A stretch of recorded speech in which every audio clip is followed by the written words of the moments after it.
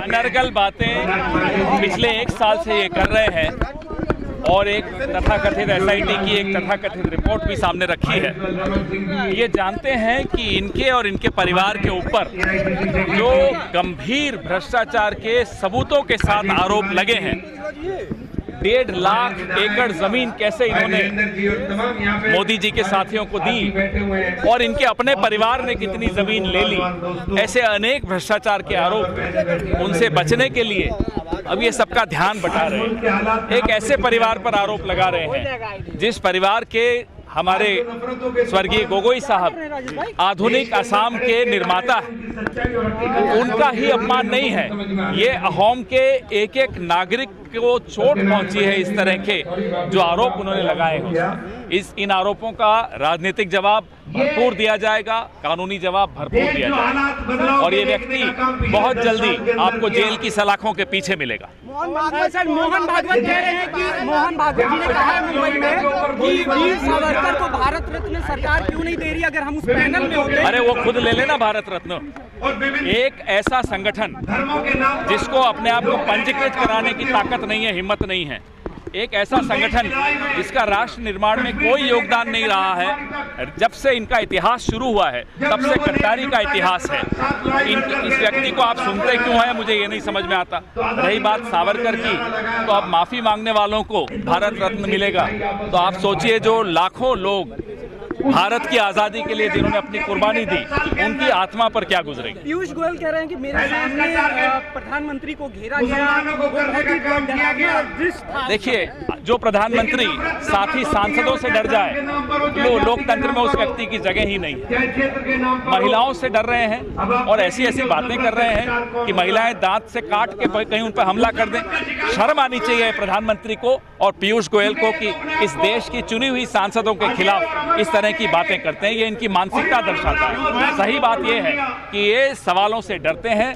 इनको मालूम है कि एप्स्टीन फाइल्स का सच इनके सामने आ रहा है। इन्हें मालूम है कि जनरल नरवणे की किताब इनके सामने आ रही है। इन्हें मालूम है इन्होंने एक ऐसी डील की है जो एक सरेंडर है अमेरिका के साथ।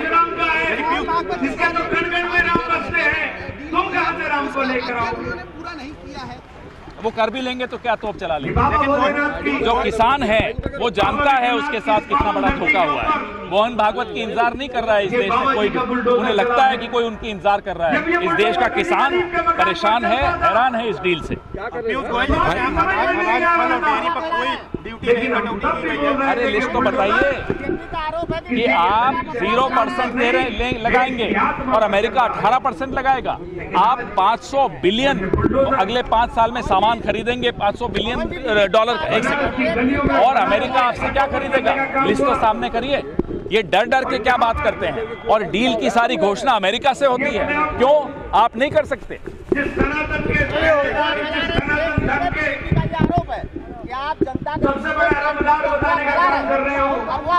अरे यही आरोप उन्होंने तब लगाए जब किसानों के काले कानून लाए। क्या हुआ? कानून वापस लेने पड़े ना।